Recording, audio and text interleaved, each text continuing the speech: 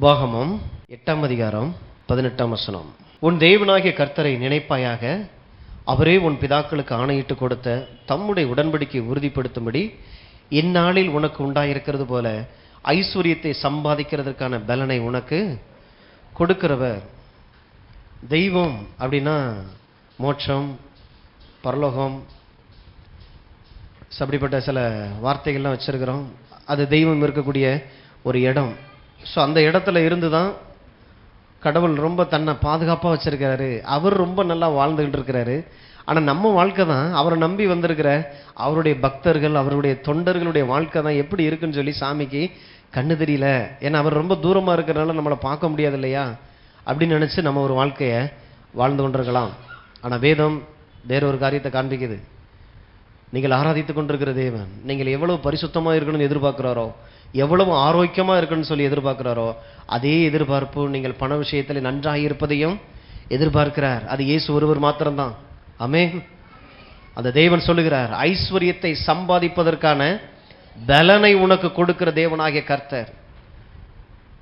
ஐஸ்வர்யம், பொருளாதார காரியங்களில் நம்ம நன்றாக இருப்பதை தேவன் விரும்புகிறார். ஒரு தெய்வம் விரும்பி நான் தோத்து போக முடியும்? நான் நன்றாக இருப்பதற்காக ஒரு தேவன் பண விஷயத்தில், பொருளாதார காரியத்தில், ஏன் நம்ம இன்னைக்கு பொருளாதாரத்தை பேசிக்கிட்டு இருக்கிறோம்? பொருளாதாரம் தான் இன்னைக்கு தேவனுடைய பார்வையில் ரட்சிக்கப்பட்ட பிள்ளைகளுடைய வாழ்க்கைக்கு ரொம்ப ரொம்ப பாவ மன்னிப்பு எவ்வளோ முக்கியமோ, பரிசுத்தம் எவ்வளோ முக்கியமோ, அதே அளவுக்கு பொருளாதாரத்திலையும் அவன் நன்றாக இருப்பது ரொம்ப ரொம்ப முக்கியம். அதனால தான் அவர் இங்கே உடன்படிக்கையை ஏற்படுத்தி இருக்கிறார் மனிதனோடு கூட. நீ நன்றாகத்தான் இருந்து ஆகணும் சொல்கிறாங்க இல்லையா? என் தலை விதிங்க, நெகட்டிவான காரியத்துக்கு சொல்கிறாங்க. என் தலையில் எழுதி இருக்குதுங்க. ஆண்டவர் சொல்றாரு, இதுதான் உன் தலை விதி, உன் தலையில் எழுதியிருக்கிறேன். எது? ஐஸ்வர்யத்தை சம்பாதிப்பதற்கான பலனை, ஆற்றலை, ஐடியாஸை நான் உனக்கு தருகிறேன்னு சொல்லி உடன்படிக்கையை உங்க மேல எழுதியிருக்கிறார். அதனாலதான் எந்த ஒரு கிறிஸ்தவர்களும் தேவனுடைய நாமத்தை, தேவனுடைய வார்த்தையை விசுவாசிக்கிற யாரா இருந்தாலும், கிறிஸ்தவர்கள் மாத்திரம் இயேசு இல்ல, உலகத்தினுடைய இரட்சகராக இருக்கிறார். உங்களில் ஒருவனும் ஏழை இருக்க கூடாதுன்னு சொன்ன அந்த தேவனுடைய அந்த இருதயம், அந்த ஆசைக்காகத்தான் ஆண்டவர் நம்மளை இந்த இடத்துல கொண்டு வந்து வச்சிருக்கிறார். அப்ப நாம் முயற்சி பண்ணா, நாம் படிச்ச சில அரண்கள் உள்ள இருக்குது பாருங்க, சில விஷயங்கள்லாம் நம்ம கற்றுக்கொண்டு, சில விஷயம் அதெல்லாம் எதுவுமே குறை இல்லை, அதெல்லாம் கடவுள் கொடுக்கக்கூடிய மிகப்பெரிய கிருபை. ஒருவேளை எனக்கு அதுக்கான வாய்ப்பு கிடைக்கல, நான் படிக்கல, அல்லது எனக்கு அதுக்கான சரியான சூழ்நிலை அமையல, வயசு போயிடுச்சு, இனிமே என்னால் எப்படி முடியும், ஏதோ இருக்கிறத வச்சுட்டு அப்படியே காலாட்சியம் பண்ணிட்டு போயிடலாம். அப்படிப்பட்ட ஆட்களுக்கு ஆண்டவர் சொல்றார், ஒரு தெய்வத்தினுடைய உடன்படிக்கை உங்க தலைமையில எழுதப்பட்டதா இருக்கிறது. உங்க தலை எழுத்து நல்ல எழுத்து. ஆமென். உங்க மேல. அதனாலதான் நம்ம வேற, இந்த உலகத்துல மற்ற மனிதர்களுக்கு நமக்கு வித்தியாசம் இருக்கணும். ஒரு தெய்வத்தை நம்புகிற பிள்ளைக்கும் கடவுளை அறியாதவர்களுக்கு இருக்கிற வித்தியாசத்தை நம்முடைய வாழ்க்கையில பண விஷயத்திலேயே அதை வெளிப்படுத்தி காட்டணும். அப்ப அந்த தெய்வத்தை நினைச்சு பாரு அப்படின்றார். ஒவ்வொரு தெய்வத்துக்கும் ஒவ்வொரு பேர் போட்டு வச்சிருப்பாங்க உலகத்தாங்க. ஏதாவது அந்த காரியங்கள் வரும் பொழுது அந்த தெய்வத்தை தேடி போகும்போது, ஆண்டவர் சொல்லுகிறார், ஐஸ்வர்யத்தை சம்பாதிப்பதற்கான பலனை உனக்கு தருகிற உன் கர்த்தராகிய தேவன் நான், அவரை நினைப்பாயாக. அப்ப இயேசுவின் மூலமாக எனக்கு இன்னைக்கு உடன்படிக்கை ஏற்படுத்தப்பட்டதா இருக்கிற. உடன்படிக்கை எப்படின்னா வெட்டுதல். ஏற்கனவே சொன்னேன், வெட்டுதல்னா அந்த இடத்துல ரத்தம் சிந்தப்படணும். ஒரு தெய்வம் மனுக்குள்ள நம்ப முடியல, கடவுள் சொன்னாலும் அதை ஏற்றுக்கொள்றதுக்கு இவனுக்கு பெருசா இருக்குது. ஏன்னா அவர் சொல்லிட்டாரு, நான் உனக்கு தேசத்தை தருவேன். ஆபிரகாமுக்கு சொன்னார். எப்படி ஒரு தேசத்தை எப்படி தர முடியும்? 5-10 தர்றேன்னு சொன்னா கூட நம்பலாம். ஒரு தேசத்தையே தருவேன், ஒரு நாட்டையே நான் உனக்கு தர்றேன் அப்படின்னா எப்படி நம்புறது? இதை நான் எதினால் அறிவேன் கேட்டான் பாருங்க. உடனே தான் ஆண்டவர் சொன்னாரு, உடன்படிக்கை பண்ணார். ஆட்டுக்குட்டியை கொண்டு வந்து 2ஆ பிளந்து அதுல அந்த ரத்தத்துல நடந்து உடன்படிக்கை பண்ணினார். ஸோ அந்த உடன்படிக்கையில் நடக்கும் பொழுது சில வார்த்தைகள் சொன்னார். அந்த வார்த்தை தான் இங்க வந்து பேசுது. ஐஸ்வர்யத்தை சம்பாதிப்பதற்கான பலனை, அது வெறும் ஒரு மனிதனுக்காக செய்யப்பட்டதில்லை. அந்த மனிதனோடு கூட பேசும்போது அந்த மனிதனுடைய பிள்ளை, அதனுடைய பிள்ளைன்னு சொல்லி 1000 தலைமுறை வரைக்கும் இருக்கக்கூடிய சரித்திரத்தை இங்கே அவர் பேசி முடிச்சு அது மேல உடன்படிக்கை பண்ணார். அந்த உடன்படிக்கை கிறிஸ்து இயேசுவின் மூலமாக இன்னைக்கு நமக்கு வந்திருக்குது. இன்னைக்கு எனக்கு ஒரு ரத்தம் தேவையில்லை, ஏன்னா ஏற்கனவே அது முடிக்கப்பட்டது. அதனாலதான் விசுவாசிகள் நமக்கு பேரே. கடவுள் ஏதோ ஒன்று இவங்களுக்கு சொல்லி இருக்கிறார், அதை இவர்கள் விசுவாசிக்கிற கூட்டமா இருக்கிறார்கள். அதனாலதான் நமக்கு பேரே விசுவாசிகள். அப்ப தாவீது இந்த உடன்படிக்கையில் வாழ்ந்து தேவ ராஜ்யத்தை கட்டுவதற்காக தேவனை கனப்படுத்தக்கூடிய அளவில் ஒரு காரியத்தை செய்தார் பாருங்க. போன வாரத்தில் பார்த்து கொண்டு வந்தோம். எதற்காக தேவன் இந்த அளவுக்கு, அளவிட முடியாத அளவுக்கு, உலகம் தாங்க முடியாத அளவுக்கு ஒரு மனிதனை ஆசீர்வதிக்க அவர் ஏன் பிரியப்படுகிறார் அப்படின்னா, இந்த பூமியில வேர்வையும் தன்னுடைய கடின உழைப்பை நம்பிக்கொண்டிருக்கும் போது ஒரு மனிதன் தெய்வத்தை நம்புகிறான். அந்த தெய்வம் அந்த மனிதனுடைய வாழ்க்கையில செய்யக்கூடிய அந்த பலன், அந்த ஞானம், அந்த யுக்திகள், எப்படி இந்த கஷ்டமும் நஷ்டமும் நிறைந்திருக்க அந்த உலகத்துல பண விஷயத்தை எப்படி ஜெயிக்கலாம் அப்படின்னு சொல்லி யுக்திகளை அவர் கொடுக்கிற தேவனா இருக்கிறார். ஸோ இதெல்லாம் வச்சு எதுக்கு பணம்? இன்னைக்கு நிறைய நேரங்களில் பார்த்தீங்கன்னா கடவுளுக்கு எது முக்கியமோ அது பிசாசுக்கு முக்கியம். ஆனால் நமக்கு அது முக்கியமா தெரிஞ்சிடக்கூடாதுன்றதுல ரொம்ப கவனமா இருக்கிறான். அதனால தான் பண ஆசை இல்லை, பண ஆசை இல்லை, தேவன் மீது இருக்கக்கூடிய ஆசை. அவருக்கு ஆசை நான் நன்றாயிருப்பது. ரெண்டுக்கும் பெரிய வித்தியாசம் இருக்குது. தேவன் மேல எனக்கு ஆசை அதிகமாக அவருடைய ஆசை நான் இந்த பூமியில தரித்திரத்துல இருந்துடக்கூடாது. ஏன்னா அவருடைய சாயல், அவருடைய ரூபம், நான் அவரோடு கூட பழகிறவனா இருக்கிறேன். சாதாரண ஒரு எம்எல்ஏ எம்பியோடு கூட இருக்கிற ஒரு சின்ன ஒரு பழக்கம் வச்சிருக்கிறவங்களே அவங்க கூட இருக்கிற எல்லாருமே நல்லா இருக்கணும்னு நினைச்சு சில வழிகளை உண்டாக்குறாங்க இல்லையா? அவங்களுக்கே பார்த்தீங்கன்னா ஒரு எதிர்பார்ப்பு வந்துடும், இந்த மனுஷனோடு இத்தனை வருஷம் நம்ம இருக்கிறோம், நமக்கு எதாவது செய்ய மாட்டாரா அப்படின்னு. ஆனால் ஆண்டவர் சொல்றாரு, நீ இத்தனை வருஷம் என் கூட இருக்கிற, உன்னை பெற்றதே நான் தான், உன்னை படைச்சதே நான் தான். நான் இவ்வளோ பெரிய தங்கப்பட்டணத்தில் இருக்கும்போது நீ ஒரு சாதாரண ஒரு வாழ்க்கை வாழ்றது நம்ம நட்புக்கு நல்லா இல்லைன்றாரு. நம்மளுடைய உறவுக்கு இது நல்லா இல்லை. அது பார்க்கும்போது ஜனங்களுக்கு எல்லாத்துக்கும், நீங்கள் இப்போ கிளம்பி வந்தது எல்லாருமே உங்கள் சொந்த பந்தம், உங்கள் உறவுகள், உங்கள் தெருவில் இருக்கிற எல்லாருக்குமே தெரியும் இல்லையா? அப்படி கிளம்பி வரும்போது எங்கே வந்திருக்கிறீங்க? ஒரு தெய்வத்தை ஆராதிக்க வந்திருக்கிறோம். ஆனால் வீட்டில் போய் நீங்கள் நடக்கும்போது உங்கள் வாழ்க்கை நடக்கிறத அவங்க பார்க்குறாங்கல்ல, வாரம் அந்த தெய்வத்தை நம்பி போகிறாங்க. ஆனால் இவங்க வாழ்க்கை ஏன் இன்னும் இப்படி இருக்குது? அது கடவுளுக்கு நல்லா இல்லை. அதனால தான் ஆண்டவர் சொல்லுகிறார், உன்னோடு கூட நான் ஐஸ்வர்ய உடன்படிக்கை ஏற்படுத்தி இருக்கிறேன். இந்த பூமியில் நீ தோற்று போகவே முடியாது. ஏன் சாயல், ஏன் ரூபத்தின்படி நீ இருக்கிற.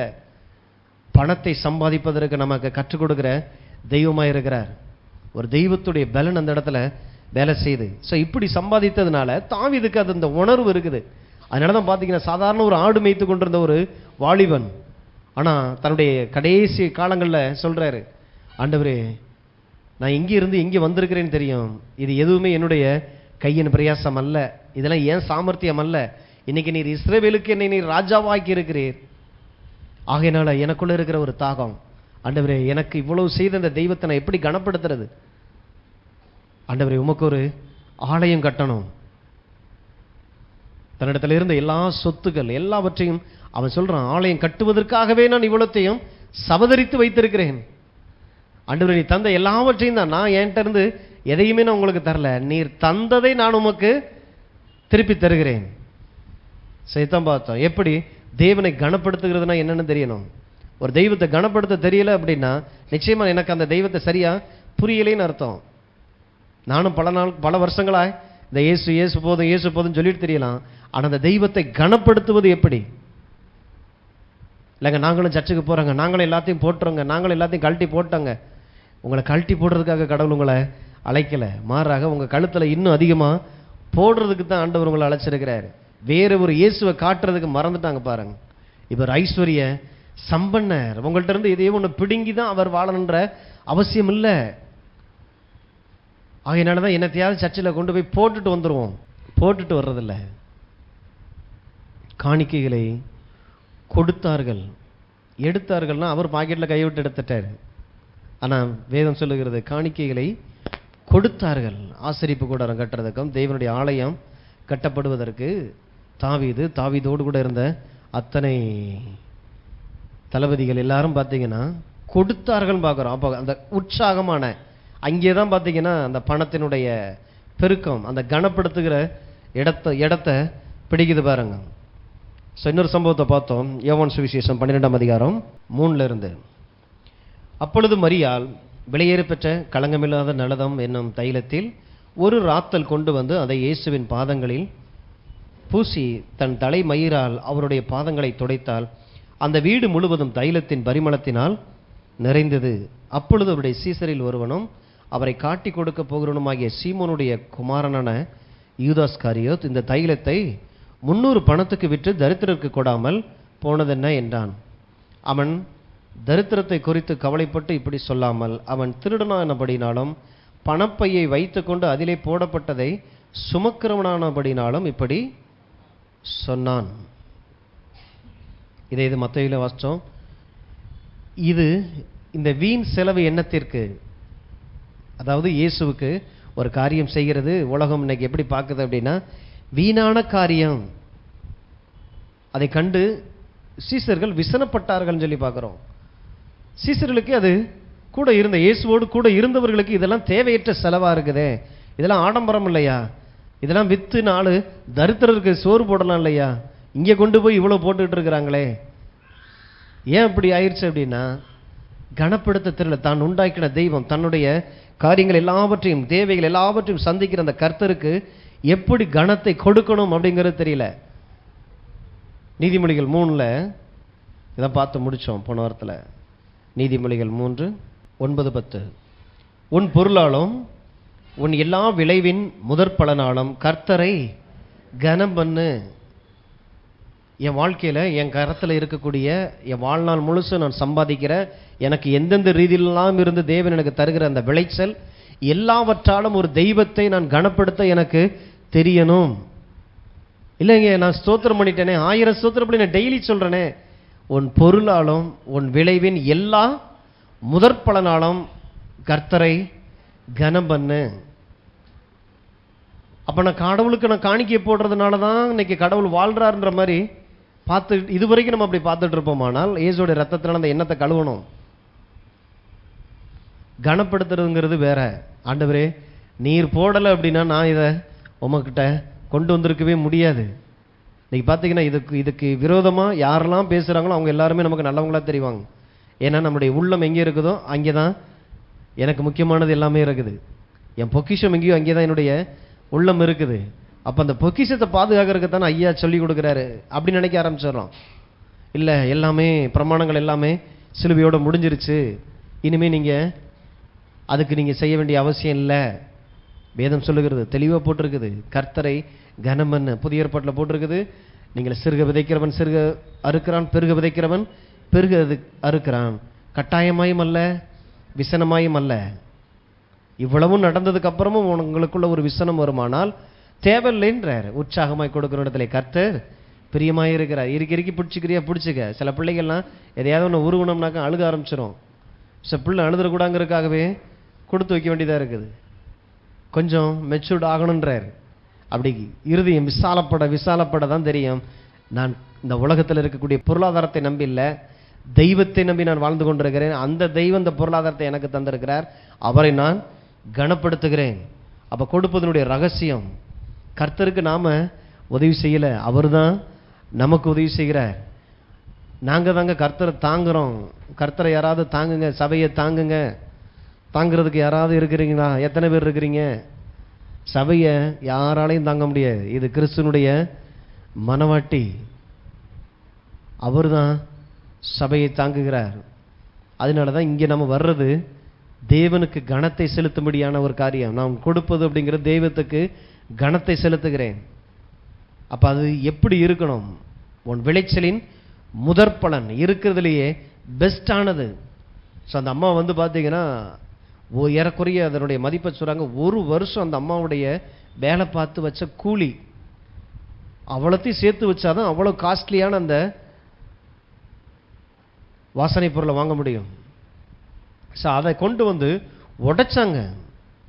கொஞ்சம் கொஞ்சமாக ஊற்றலை, கொஞ்சம் ஊற்றும் போதே ஆண்டவர் போதுன்னு சொல்லி மூடி வச்சா நமக்கு லாபம் அப்படி நினச்சி ஊற்றலை, உடைச்சிட்டாங்க. எங்கே அவர் போதுன்னு சொல்லிடக்கூடாது, ஏன்னா என்கிட்ட இருக்கிறது எல்லாமே அவருக்குரியது. உடைச்சு ஊற்றுனாங்க. அதனால தான் சுற்றி இருக்கிறவங்களுக்குலாம் விசனமாக இருந்தது. ஏன்னா அது அவ்வளோ காஸ்ட்லியானது. இந்த தெய்வத்துக்கு இவ்வளவு போடுறீங்களா, இவ்வளவு காணிக்கை கொடுக்குறீங்களா, இவ்வளவு தசமம் போடுறீங்களா? உலகத்தாருக்கு அப்படி தெரியும். இங்கே நான் என்னையவே உண்டியல் பெட்டியில் போட்டாலும் தகும். ஆண்டவர் சொன்னாரு, நீ ஒன்னையும் போட்டுறவனா, நான் என்னையவே போடுறேன் உனக்காக. நீ இருக்கிற இடத்துல, நீ வாழ்ந்துகிட்டு இருக்கிற அந்த சாபத்துக்குள்ள, அந்த தரித்திரத்திற்குள்ள என்னையே நான் கொண்டு வந்த 2000 ஆண்டுகளுக்கு முன்பாக இந்த பூமியில நீ அந்த வாழ்க்கை வாழ்ந்துடாதபடி உனக்குள்ள இருந்த எல்லாவற்றையும் நான் உறிஞ்சு எடுத்திருக்கிறேன். நீ நல்லா இரு. நீ நல்லா இரு. அதனால தான் தெய்வத்தினுடைய அன்பு புரிஞ்சிச்சு அப்படின்னா கனப்படுத்துறது எப்படி அப்படிங்கிறது நமக்கு தெரிஞ்சிடும். பணம் எனக்கு ஒரு இறுக்கி பிடிக்கிற ஒரு பொருளாக இருக்காது. இந்த தெய்வத்தை நான் நம்புகிறேன், அதெல்லாம் செஞ்சு பார்க்கணும். பாருங்க, விவசாயிட்ட போய் கேட்டு பாருங்க, இவ்வளோ அறுவடை எப்படி வந்துச்சுன்னு. விதைச்சே வந்துச்சு, அதுக்கு தாண்டி எதுவுமே சொல்ல தெரியாது. சரியா கனப்படுத்துகிற ஒரு கிறிஸ்தவன்கிட்ட போய் கேட்டு பாருங்க, எப்படி நீங்க இப்படி இருக்கிறீங்க அப்படின்னு. தெரியல, கடவுளுடைய சத்தத்துக்கெல்லாம் நான் கீழ்ப்படிஞ்சேன், ஆண்டவரை நான் கனப்படுத்துறேன், நல்லா இருக்கிறேன், அவ்வளவுதான். ஆனா விளைய செய்கிறது கர்த்தர். அதனாலதான் உலக மனுஷங்களுக்கு இதெல்லாம் தெரியாதனால நிறைய காரியங்களா பேசுவாங்க. ஆனா தெய்வத்தை கனப்படுத்துறதுல நம்ம முந்திக்குள்ள பழகணும். எல்லாம் சரியான கட்டம், எல்லாம் சரியான இல்லை, எல்லாம் சரியாய் நடந்திருக்குது. கல்வாரியில எல்லாமே சரியா முடிஞ்சிருக்குது. ஒரு தெய்வத்தினுடைய வருகை, அவருடைய அடக்கம், உயிர்த்தெழுதலை கனப்படுத்துகிறேன். அப்ப எனக்கு கொடுக்கப்பட்ட எல்லாவற்றையும் நான் கர்த்தரை கனம் பண்ணுகிறேன். அது என் குடும்பமா இருக்கட்டும், பிள்ளையா இருக்கட்டும், தொழிலா இருக்கட்டும், பொருளா இருக்கட்டும், என்னுடைய நேரமா இருக்கட்டும், கடவுள் எனக்கு கொடுத்திருக்கிற திறமை, தாளந்துகள் எல்லாவற்றையும் அந்த தெய்வத்துக்கு நான் திருப்பி செலுத்த எப்படியாவது நான் எப்படி செலுத்துறது? இன்னைக்கு நம்மெல்லாம் யார்ட்டையாவது ஒரு டீ வாங்கி குடிச்சிட்டோம்னா கூட அடுத்த தடவை எப்படியாவது அவனுக்கு அதை வாங்கி கொடுத்துடணுமேன்னு சொல்லி மனசு கிடந்து அப்படியே அரிக்குது பாருங்க. நம்ம யாருக்கும் கடனாளியா இருக்கக்கூடாது. ஆனா ஒரே ஒருத்தருக்கு மாத்திரம் நீங்க சாகிற வரைக்கும் கடனாளியாத்தான் இருந்தாகணும். ஏன்னா அவர் அவ்வளவு செய்திருக்கிறார். இந்த தெய்வத்துக்கு மாறாக உங்களால் எதையுமே எவ்வளவு கொடுத்தாலும், எவ்வளவு நீங்க செய்தாலும் அவர் உங்களுக்கு செஞ்சதுக்கு ஈடாவே ஆகாது. அதனாலதான் தெய்வனுடைய அன்பை பெற்றிருக்கிற நாம் பாக்கியவான்களாய் இருக்கிறோம். அதனாலதான் அந்த குறைந்த அந்த சின்ன புத்தி, அந்த தரித்திர புத்தியிலிருந்து விடுதலை ஆக்கப்படணும். எல்லாம் பேசும்போது கேட்கும் போது ஒரு மாதிரி அந்த ஃபீல்லாம் வரக்கூடாது. ஃப்ரீடமா இருக்கணும். என் தெய்வன் என்னுடைய நலனுக்காக பேசிக் கொண்டிருக்கிறார், நான் நன்றாக இருக்கும்படி, என் தெய்வத்தை கனப்படுத்தும்படி பரிசுத்த ஆவியானவர் எனக்கு ஆலோசனை சொல்லுகிறார். இந்த பூமியில ஏன் அதை கொடுப்பதற்கு கடினமாய் மாறுது பண விஷயத்துல அப்படின்னா, பணம் உங்களுடைய பிரதிநிதியா இருக்குது. இந்த பூமியில காலையில் எந்திரிச்சதிலிருந்து தூங்குற வரைக்கும் மனிதன் ஓடுகிற ஒரே ஒரு நோக்கம் என்னன்னா, பணத்துக்காக தான் ஓடுறான். அப்ப என்ன ஆயிடுச்சுன்னா, அவனுடைய உள்ளம், அவனுடைய ஆசை, அவனுடைய விருப்பம் எல்லாமே அதுவாகவே மாறிடுது. சிலருக்குலாம் 50 ரூபாயை காணானாக்க தூக்கம் வர மாட்டேங்குது. ராத்திரி முழுசும் தேடி பார்க்குறான். கடைசியில் பார்த்தோம்னாக்க காலையில் தான் எங்கேயோ போய் டிஃபன் சாப்பிட்டுட்டு அந்த 50 ரூபாயை கொடுத்து வந்திருப்பான். மறந்து போய் ஐயோ காணான்னு சொல்லி தூக்கமே போய், ஏன்னா அந்த அளவுக்கு உள்ளத்தை அந்த பணத்து மேலே உள்ள வைக்கிறான். அந்த அந்த அதிலிருந்து என்னைக்கு நீங்கள் விடுதலை ஆக்கப்படுறீங்களோ அன்னைக்கு தான் உங்கள் கையில் அதிகமான பொக்கிஷன் சேர ஆரம்பிக்குது. விடுதலை ஆக்கப்படணும். அதுக்காக தேவனை கனப்படுத்த பழகணும். அப்ப மனுஷன் அதை தேவ சமூகத்தில் கொண்டு வந்து வைக்கும் போது தன்னையே கொண்டு வந்து அதில் வைக்கிறான். இதுதான் ஜீவ பலி. என்னைய கொண்டு வந்துட்டு ஆண்டவரை, என்னைய கொண்டு வந்துட்டு ஆண்டவர்னு என்னை வச்சு என்ன செய்யறது? கடவுள் எனக்கு கொடுத்துருக்கிற ஆற்றல், திறமைகள், பாவ மன்னிப்பு, பரிசுத்தம், எனக்குள்ள இருக்கிற தேவனுடைய நீதி, இது எல்லாமே தான் கடவுளுக்காக பயன்பட்டு இந்த பூமியில நான் தேவனுடைய உயிர்த்தெழுந்த அந்த தேவனுடைய சாட்சியாக அந்த பூமியில நான் இருக்கணும். அப்ப என்னை மாத்திரம் இல்லை, எனக்குரிய எல்லாவற்றையும் நான் கிறிஸ்துவுக்காக கொண்டு வந்து அவரை நான் கனப்படுத்த பழகணும்.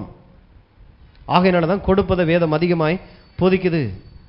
கொடுங்கள் அப்பொழுது கொடுக்கப்படும், அமிக்கி குலுக்கி சரிந்து விழும்படி நன்றாய் அளந்து மனிதர்கள் மடியிலே நான் போட வைப்பேன்ற. நீ செஞ்சு பாரு.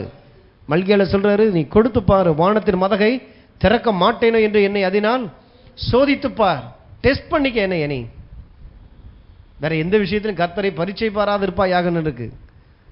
ஆனா பண விஷயத்துல, ஏன்னா நீ பணத்தோடு அதிகமா ஒட்டிக்கிட்டு இருக்கிற அந்த ஒரு காரியத்தை நீ என் கையில வைக்கும் போது, என்னை கனப்படுத்தும் பொழுது நான் திருப்பி செய்கிறத நீ டெஸ்ட் பண்ணி பாரு.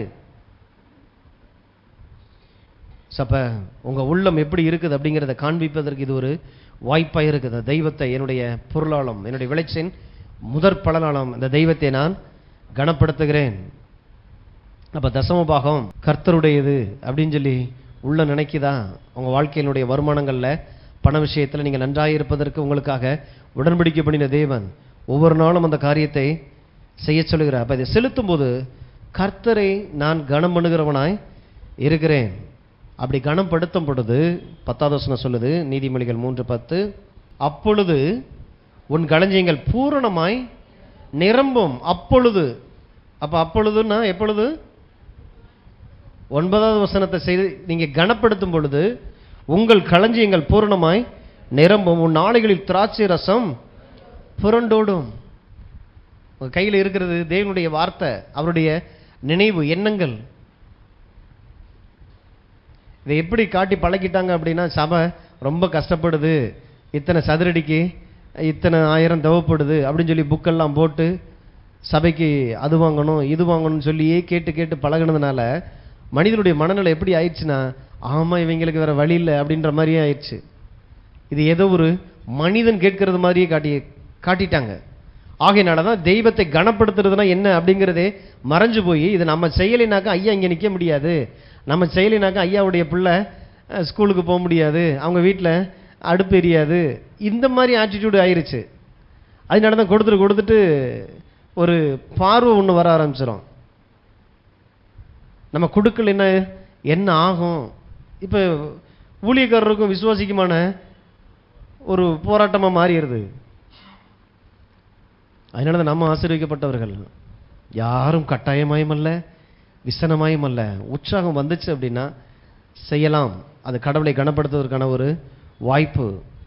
அப்போ பரிசுத்த ஆவியானவர் நமக்குள்ளே இருந்து உள்ளே கொண்டு வரணும். எப்போ? அப்போ அது வரைக்கும் பாஸ்டர் உங்கள் நிலைமை, நான் கொடுக்குற வரைக்கும் நீங்கள் என்ன பண்ணுவீங்க? ஊழியக்காரர் என்ன பண்ணுவார்? அதனால தான் அந்த கிராமங்களெல்லாம், எங்கள் ஊர் சைட்லலாம் தூரத்துலேருந்து அந்த ஸ்கூலுக்குலாம் அந்த டீச்சர்ஸ்லாம் வருவாங்க. பார்த்தா பெரிய எண்ணிக்கையெல்லாம் இருக்காது, எல்லாம் கஷ்டப்பட்ட பிள்ளைங்க தான் படிக்க வரும். அந்த பால்வாடி, அந்த தொடக்க பள்ளிக்கெல்லாம் பார்த்தீங்கன்னா வர்ற அந்த ஆசிரியர்கள்லாம் தூர இடத்துல இருந்து தான் வருவாங்க, ட்ரான்ஸ்ஃபர் பண்ணியிருப்பாங்க. வரும்பொழுது அந்த பிள்ளைங்களுடைய நிலைமை, பொருளாதார காரியங்கள் எல்லாமே ரொம்ப கம்மியாக தான் இருக்கும். அப்போ யோசிச்சு பார்த்தோம் அப்படின்னா, அங்கே அவங்க சொல்லிக் கொடுக்குற அந்த 10-20 பிள்ளைங்களுடைய நிலையை வச்சு இந்த டீச்சர் வாழ்றது இல்லை. ஆனால் டீச்சர் வரும்போது பார்த்தீங்கன்னாக்க ரொம்ப டிப்டாப்பாக, ரொம்ப அழகாக நீட்டாக வருவாங்க. சிலர்லாம் காரில் வந்து இறங்குவாங்க. ஆனால் ஸ்கூலை திறந்து பார்த்தோம் அப்படின்னா ரொம்ப தாழ்மையிலையும் வறுமையில் வாழ்ந்துட்டு இருக்கிற பிள்ளைங்களாக இருப்பாங்க. அப்போ அந்த பிள்ளைங்களுடைய பொருளாதார, அந்த அப்பா அம்மாவுடைய பொருளாதார நிலையை வச்சு தானே அந்த டீச்சர் வாழ்ந்துருக்கணும் இல்லையா? ஏன் அப்படி இல்லை? ஏன்னா அந்த இடத்துக்கு போகும்படி, ஒரு நன்மை செய்யும்படி அவங்கள அப்பாயின்ட் பண்ணது யாரு? கவர்மெண்ட் இல்லையா? அப்போ அந்த பிள்ளைகளுடைய தகப்பன்மார்களுடைய பொருளாதார நிலையை வச்சு அந்த டீச்சருடைய பொருளாதார நிலையை தீர்மானிக்க கூடாது. அதனால தான் நீங்கள் இங்கே ஒரு மாதிரி அப்ராணியாக இருக்கலாம், பாவம் போல இருக்கலாம், வறுமையில் இருக்கிறேன், தாட்சியில் இருக்கிறேன், எதையும் பிடிங்கிறாதீங்கன்ற மாதிரி பயந்து இருக்கலாம். தைரியமாக இருங்க, கையெல்லாம் எடுத்துகிட்டு ஃப்ரீயாக இருங்க. யாரும் எதையும் இங்கே பிடுங்க மாட்டாங்க. காரணம், என்னை அப்பாயின்ட் பண்ணது வானத்தையும் பூமி உண்டாக்கி இருக்கிற தேவன். அவருடைய மகிமையின் ஐஸ்வர்யத்தின்படி தான் தேவன் என்னை ஆசீர்வதிக்கிறார். நீங்க எல்லாம் கொடுத்து நான் வாழனா என் நிலைமை நினைச்சு பாருங்க. புரிந்து கொள்ளணும். ஊழியக்காரனா யாரு, அவருக்கு பின்பாக யார் இருக்கிறா, யார் இவரை நம்மகிட்ட கொண்டு வந்தது, எதுக்கு இவர் இவ்வளவு பெரிய வார்த்தைகளை நமக்கு சொல்லி நம்ம நல்லா இருக்கிறதுக்கான வார்த்தைகளை ஏன் பேசுறாங்க, இதனால இவருக்கு என்ன லாபம்? நீங்க நல்லா இருக்கிறது கர்த்தருக்கு லாபம். அவர் லாபம் அடையும்படிக்கு அவர் உங்களை பாவத்திலிருந்து தூக்கினார். அவர் லாபம் அடையும்படிக்கே உங்களை தரித்திரத்தை உயர்த்துகிறார். ஏன்னா அவர் சொல்றார், உன்னிலே நான் மகிமைப்படுவேன். உங்களுக்கு தான் பைபிள் வாசிக்க தெரியும், உலகத்தில் உள்ள மனிதர்களுக்கு இந்த பைபிள் என்னன்னே தெரியாது. அந்த மனிதன் உன்னையே வாசிப்பான். நீ நல்லா இருந்து காட்டு, எனக்கு சாட்சிகளாய் இரு, எனக்கு சாட்சியா இரு எல்லா விஷயத்திலும். நேற்று வரைக்கும் பக்கத்து வீட்டில் இருந்த அந்த அம்மாவுக்கு தெரியணும், நேற்று வரைக்கும் இந்த குடும்பம் எப்படி இருந்தது, இன்னைக்கு கிறிஸ்துவை நம்பினாங்க, இன்னைக்கு எப்படி இருக்கிறாங்க, அந்த தெய்வம் இவர்களுக்கு எப்படி வச்சிருக்குது. உங்களைத்தான் அவங்க வாசிப்பாங்க. இயேசுவுக்கு அவசியம் நீங்க நன்றாயிருப்பது. அதை தன்னுடைய லாபமாகவே பார்க்கிறார், நீங்க நன்றாயிருப்பதை. அதனாலதான் சிலுவையில் அவ்வளவு நஷ்டம் வந்தாலும் அந்த நஷ்டத்தை நான் செலுத்துறதன் மூலமாக என் பிள்ளைங்க லாபம் அடைய போறாங்க. சிலுவையை அவமானமாய் எண்ணாமல் தமக்கு முன்பாக வைத்திருந்த அந்த சந்தோஷம், என்ன சந்தோஷம், என் பிள்ளைங்க எல்லோரும் லாபம் அடைய போறாங்க இது மூலமாய், நான் படுகிற அந்த பாடு வேதனை, சிந்தப்படுற ரத்தத்தின் மூலமாய். பார்த்தாரு பாருங்க. அந்த பார்வைக்கு ஏற்ற அந்த வாழ்க்கை நமக்கு அவசியமா இருக்குது. அப்ப நம்ம உலகத்தில் இருக்கிறோம், இங்க ஒரு வேலை அப்படின்னாலே கடினமா தான் இருக்கும் எதுவுமே.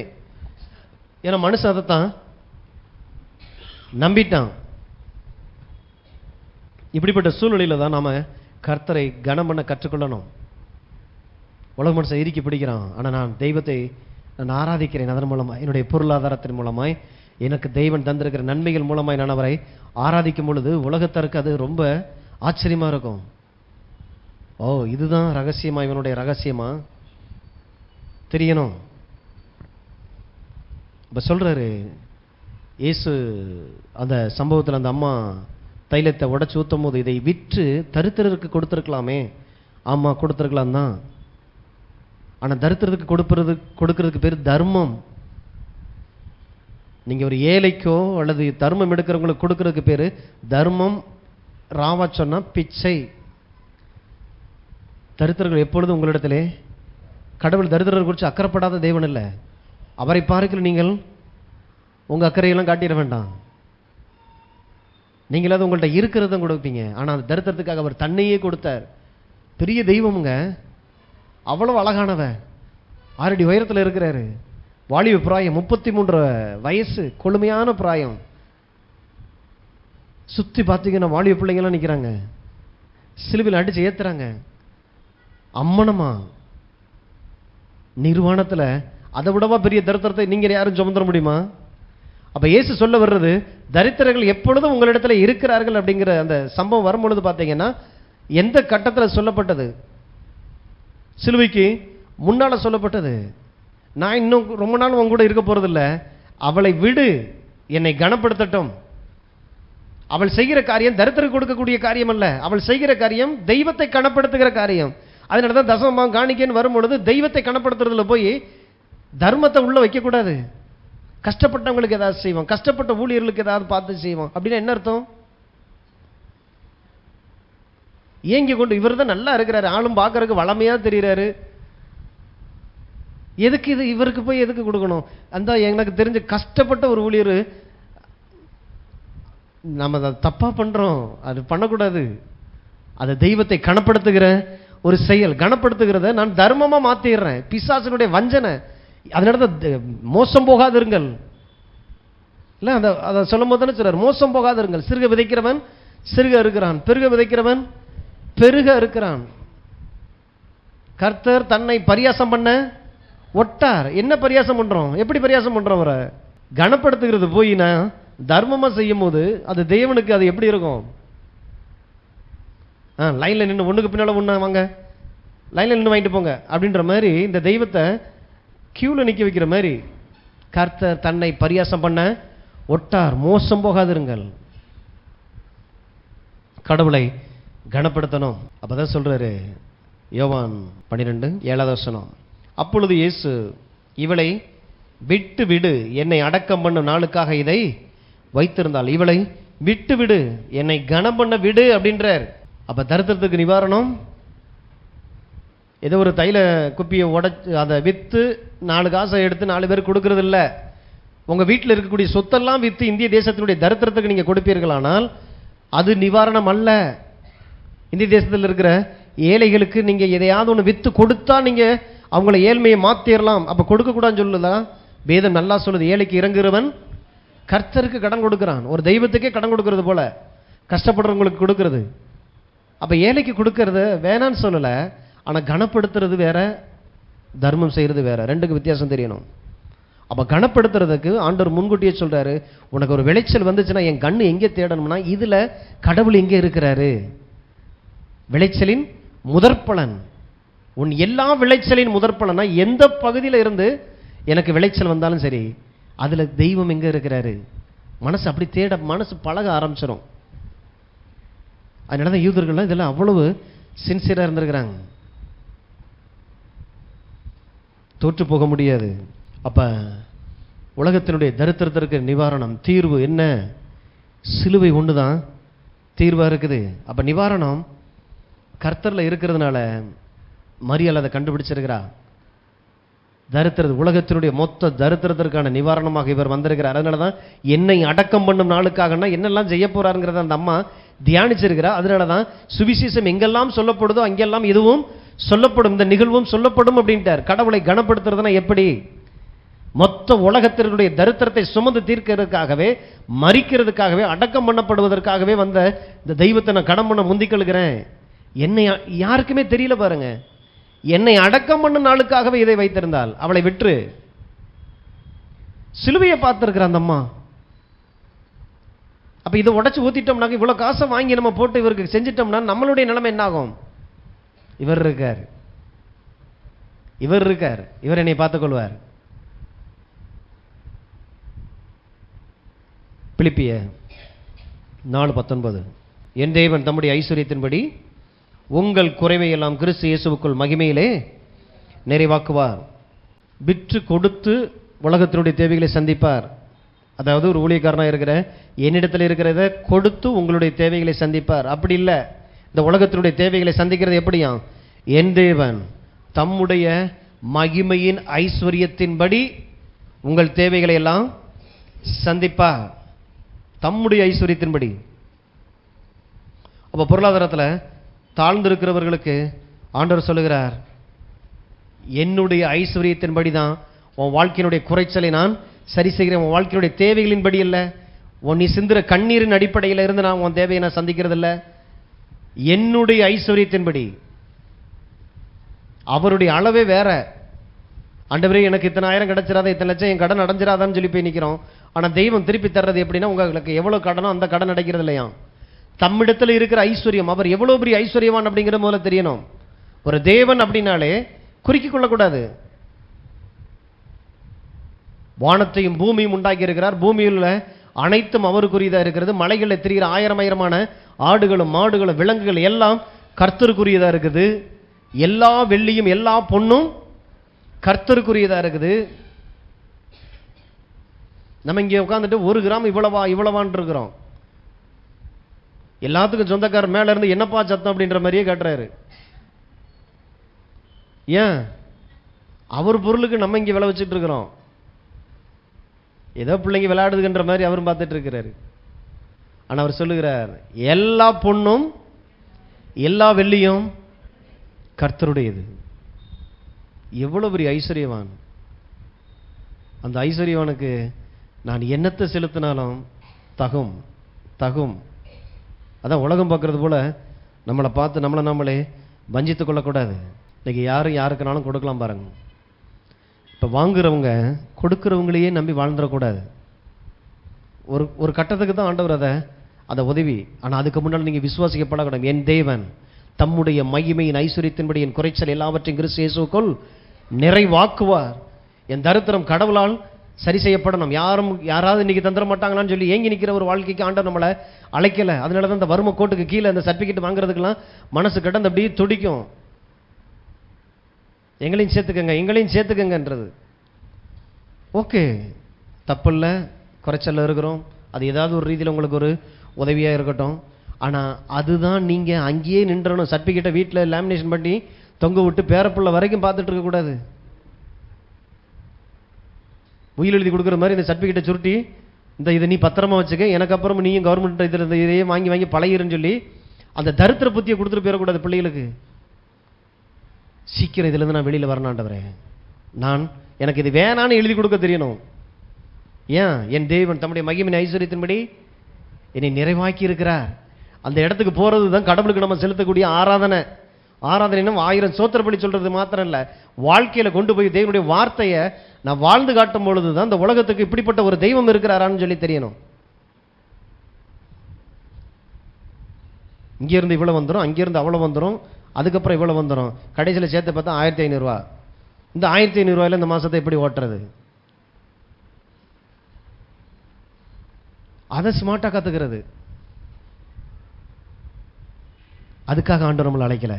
வானத்தை பூமி உண்டாக்கி இருக்கிற தேவனுடைய ஐஸ்வர்யம் நம்ம வாழ்க்கையை நிரப்பணும் எல்லா காரியங்களிலும். கலாத்தியர் 3:13 மரத்தில் தூக்கப்பட்ட எவனும் சபிக்கப்பட்டவன் என்று எழுதிக்கிறபடி கிறிஸ்து நமக்காக சாபமாகி நியாயப்பிரமாணத்தின் சாபத்திற்கு நம்மை நீங்களாக்கி மீட்டுக் கொண்டார். ஆபிரகாமுக்கு உண்டான ஆசீர்வாதம் கிறிஸ்து இயேசுவினால் புறஜாதிகளுக்கு வரும்படியாகவும் ஆவியை குறித்து சொல்லப்பட்ட வாக்குத்தத்தத்தை நாம் விசுவாசத்தினாலே பெரும்படியாகவும் இப்படி ஆயிற்று.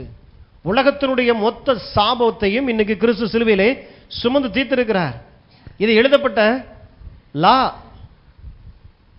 மரத்திலே தூக்கப்பட்ட எவனும் சபிக்கப்பட்டவன் என்று இருக்கிறபடி கிறிஸ்து நமக்காக சாபமானார்.